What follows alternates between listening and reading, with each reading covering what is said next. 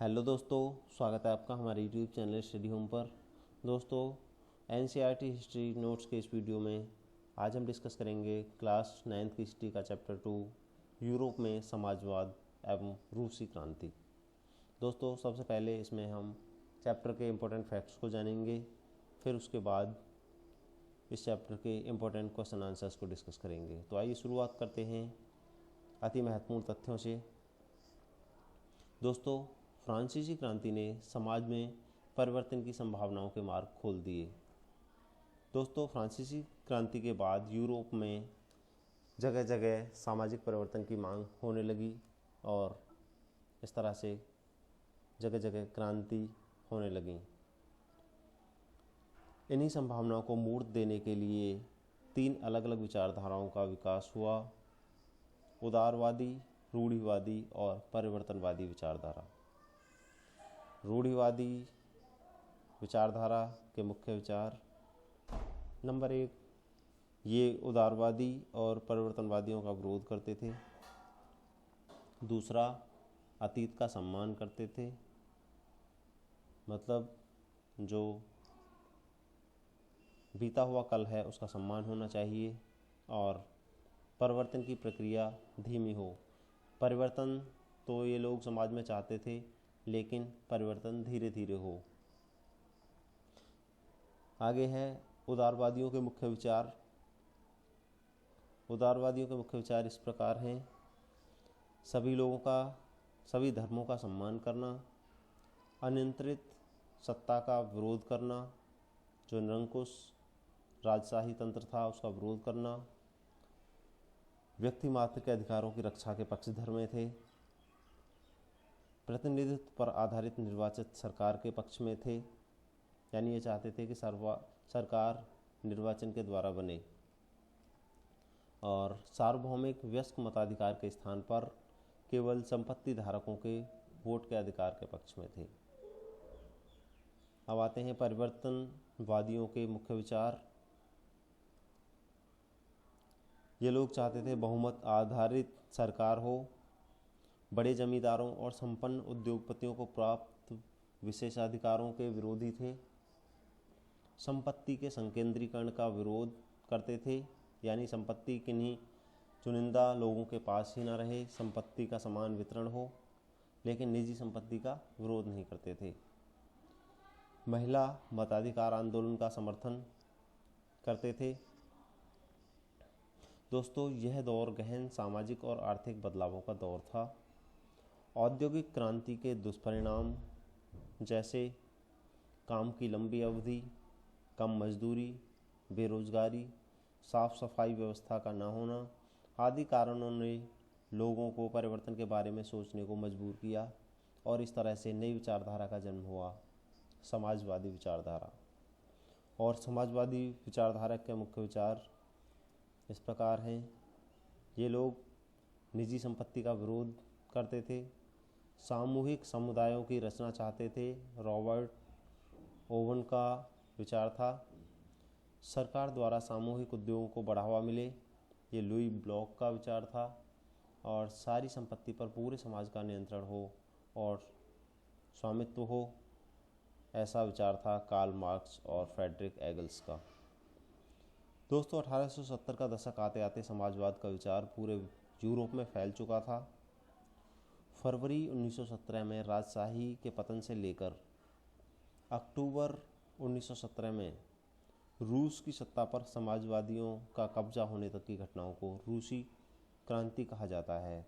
दोस्तों, I repeat, फरवरी 1917 में राजशाही का पतन होने से लेकर अक्टूबर 1917 में रूस की सत्ता पर समाजवादियों का कब्जा होने तक की घटनाओं को रूसी क्रांति कहा जाता है। दोस्तों, आइए अब नज़र डालते हैं रूसी समाज पर। दोस्तों, 20वीं सदी की शुरुआत में रूस की लगभग 85% जनता खेती पर निर्भर थी। कारखाने उद्योगपतियों की निजी संपत्ति थे, जहां काम की दशाएं बेहद खराब थीं। यहाँ के किसान समय समय पर अपनी सारी ज़मीन अपने कम्यून यानी मीर को सौंप देते थे। फिर कम्यून परिवार की ज़रूरत के हिसाब से ज़मीन किसानों को बांटता था। रूस में एक निरंकुश राजशाही सत्ता थी। 1904 में ज़रूरी चीज़ों की कीमतें बहुत ज़्यादा बढ़ने लगी थी। मजदूर संगठन भी बनने लगे थे और मजदूरों के अधिकारों की बात करने लगे थे। इसी दौरान पादरी गोपोन के नेतृत्व में मजदूरों के एक जुलूस पर जार के सैनिकों ने हमला बोल दिया। इस घटना में 100 से ज़्यादा मजदूर मारे गए और 300 से ज़्यादा मजदूर घायल हुए। इतिहास में इस घटना को खूनी रविवार के नाम से जाना जाता है। यह घटना सन 1905 में रविवार के दिन हुई थी। 1950 की क्रांति की शुरुआत इसी घटना से हुई। सारे देश में हड़ताल होने लगी, विश्वविद्यालय बंद कर दिए गए। वकीलों, डॉक्टरों, इंजीनियरों व अन्य मध्यम वर्गीय कामगारों ने संविधान सभा के गठन की मांग करते हुए यूनियन ऑफ यूनियंस की स्थापना कर ली थी। जार एक निर्वाचित परामर्शदाता संसद यानी ड्यूमा के गठन पर सहमत हुआ, परंतु मात्र 75 दिनों के भीतर ही पहली ड्यूमा और 3 महीने के अंदर दूसरी जो पुनर्निर्वाचित ड्यूमा थी उसको बर्खास्त कर दिया गया, भंग कर दिया गया। तीसरी ड्यूमा में उसने रूढ़िवादी राजनेताओं को भर लिया जो उसके पक्ष में थे, और ऐसा उसने इसलिए किया कि कोई उसकी शक्तियों पर अंकुश ना लगा सके, यानी अपने फेवर के लोगों को उसने ड्यूमा में शामिल किया, तीसरी ड्यूमा में। सन 1914 में प्रथम विश्व युद्ध शुरू हो गया जो कि 1918 तक चला। इसमें 2 खेमों केंद्रीय शक्तियों में थे जर्मनी, ऑस्ट्रिया और तुर्की, और मित्र राष्ट्र फ्रांस, रूस और ब्रिटेन में लड़ाई शुरू हुई जिसका असर लगभग पूरे विश्व पर पड़ा। दोस्तों अब आते हैं फरवरी क्रांति। फरवरी क्रांति के कारण क्या थे? सबसे पहला कारण था प्रथम विश्व युद्ध का लंबा चलना। इस पर फरवरी क्रांति पर रास्पुतिन का भी प्रभाव था। असंख्य रूसी सैनिकों की मौत हो जाना, सैनिकों का मनोबल गिर जाना, शरणार्थियों की समस्या होना, खाद्यान्न की कमी होना और उद्योगों का बंद होना इसके प्रमुख कारण थे। अब फरवरी क्रांति के दौरान क्या क्या घटनाएं घटी आइए जान लेते हैं।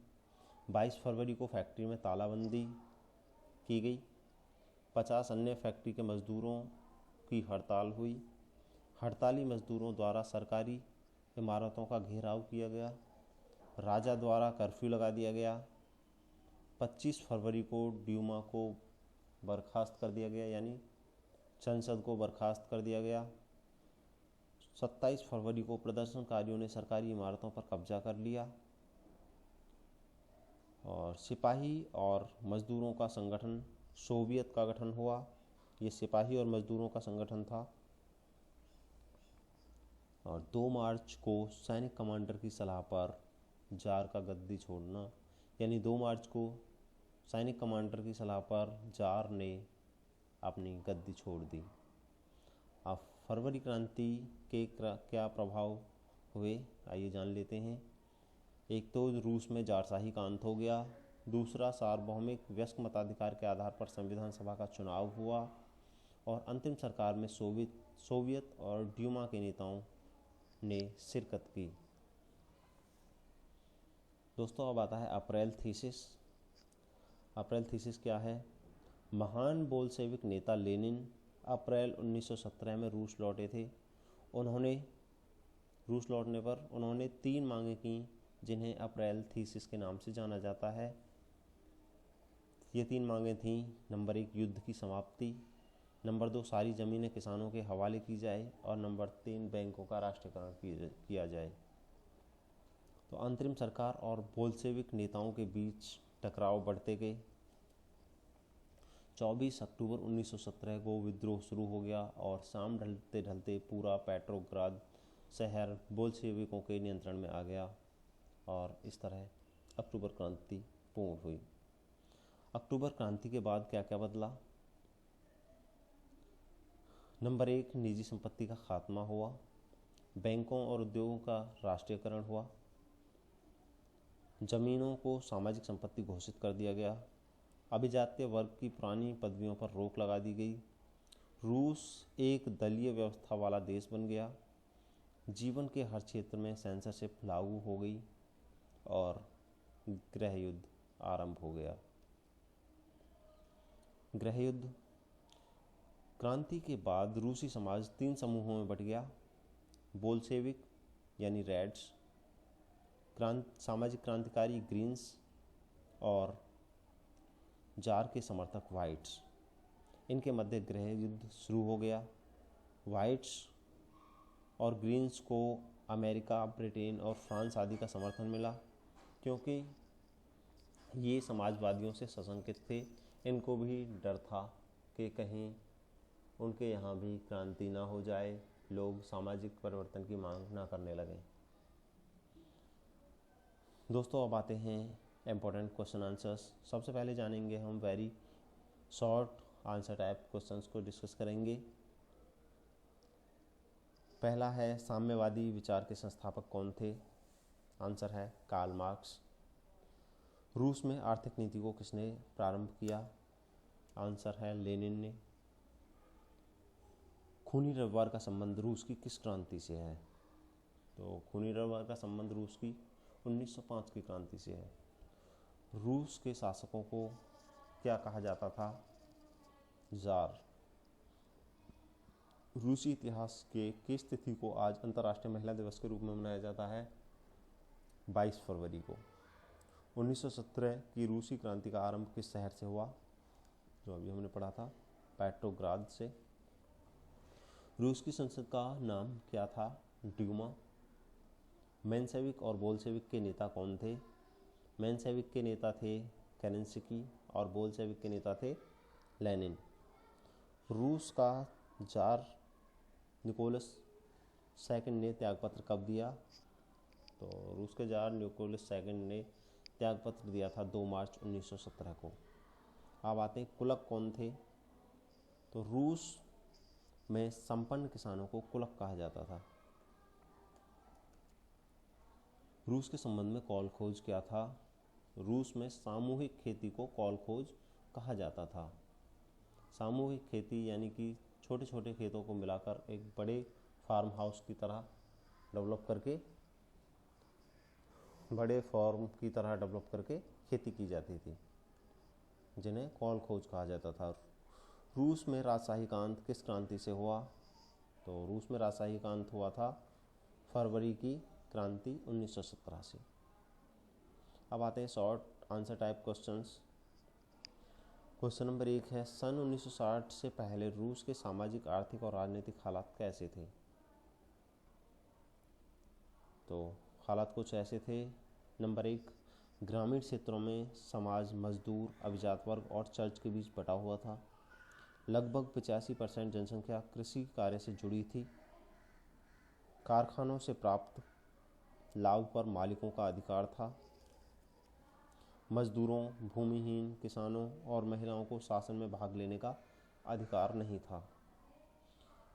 क्वेश्चन नंबर 2 है, 1917 में रूस में जार का शासन क्यों समाप्त हो गया?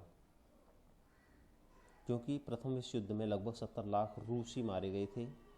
सैनिक युद्ध करने के पक्ष में नहीं थे, वह युद्ध जारी करने के सरकार के निर्णय के विरुद्ध थे। फौज और श्रमिकों ने पेट्रोग्राद सोवियत का निर्माण किया और जार के शासन का अंत कर दिया। क्वेश्चन 3 है, स्टालिन का सामूहिकरण का कार्यक्रम क्या था? रूस में अनाज की कमी को देखते हुए स्टालिन ने खेतों के सामूहिकरण की प्रक्रिया शुरू की। छोटे छोटे भूमि के टुकड़ों को जोड़कर विशाल जमीन का फार्म बनाया जा सकता था। सामूहिक खेती के लिए बड़ी भूमि अर्जित करना ही स्टालिन की सामूहिकरण की प्रक्रिया कहलाई। लेनिन की अप्रैल थीसिस की मांगे क्या थी? जैसे कि हमने पहले भी पढ़ा था, लेनिन की मांगे थी युद्ध समाप्त कर दिया जाए, जमीन किसानों को दे दी जाए और बैंकों का राष्ट्रीयकरण कर दिया जाए। दोस्तों, अब आते हैं लॉन्ग आंसर टाइप क्वेश्चंस। तो नंबर 1 है, बोल्शेविकों ने अक्टूबर क्रांति के बाद कौन कौन से प्रमुख परिवर्तन किए? नंबर 1, नवंबर 1917 में अधिकतर बैंकों का राष्ट्रीयकरण कर दिया गया। भूमि को सामाजिक संपत्ति घोषित कर दिया गया। निरंकुश राजतंत्र द्वारा प्रदान की गई उपाधियों पर रोक लगा दी गई। व्यापार संघों पर नई पार्टी का नियंत्रण स्थापित कर दिया गया और बोल्शेविक पार्टी का नाम बदलकर रशियन कम्युनिस्ट पार्टी रख दिया गया। क्वेश्चन नंबर 2 है, रूसी क्रांति के विश्व पर जो प्रभाव पड़े उनका वर्णन कीजिए। तो रूसी क्रांति के विश्व पर प्रभाव कुछ इस तरह से हैं। नंबर 1, रूस में किसानों व मजदूरों यानी श्रमिकों की सरकार स्थापित होने के कारण विश्व के अन्य देशों में कृषकों का सम्मान बढ़ा। 1917 की क्रांति के बाद रूस में साम्यवादी सरकार की स्थापना हुई। कुछ समय बाद अनेक देशों में साम्यवादी सरकार बनाई गई। रूसी क्रांति के बाद अंतर्राष्ट्रीय स्तर पर पूंजीपतियों तथा श्रमिकों में संघर्ष छिड़ गया। अन्य देशों की सरकारें भी सोचने लगीं कि लोगों को रोटी, कपड़ा और मकान प्रदान करना उनका दायित्व है। क्वेश्चन नंबर 3 है, खूनी रविवार से क्या अभिप्राय है। रूस के जार का शासन अत्याचारपूर्ण होता जा रहा था। जनवरी 1905 में एक रविवार को लोगों ने जार से मिलने और याचिका देने का प्रयत्न किया, लेकिन जार ने मिलने के बजाय लोगों पर हमला करवा दिया। इसमें 100 से ज़्यादा लोग मारे गए और 300 से ज़्यादा लोग घायल हुए। इसी घटना को इतिहास में खूनी रविवार के नाम से जाना जाता है। क्वेश्चन नंबर 4 है, 1917 की रूसी क्रांति से पहले रूस में श्रमिकों के क्या हालात थे। तो यह सामाजिक और आर्थिक बदलावों का दौर था। नए नए औद्योगिक क्षेत्र विकसित हो रहे थे। औद्योगिकरण ने औरतों, आदमी और बच्चों को कारखानों में लाकर खड़ा कर दिया था। काम के घंटे बहुत ज़्यादा होते थे और मजदूरी बहुत कम होती थी। वस्तुओं की मांग में गिरावट आने से बेरोजगारी का बढ़ जाना भी एक समस्या थी। ऐसे श्रमिकों के हालात थे। क्वेश्चन नंबर 5 है, अक्टूबर क्रांति क्या है। यह क्रांति का दूसरा दौर था। फरवरी क्रांति के बाद रूस की सत्ता केरेंस्की ने संभाल ली थी। वह जनता की आवश्यकताएं पूरी ना कर सका, मजदूरों को अधिकार व किसानों को भूमि ना दिला सका, अस्थायी सरकार को भंग कर दिया गया। केरेंस्की को देश छोड़कर भागना पड़ा और शासन लेनिन के हाथ में आ गया।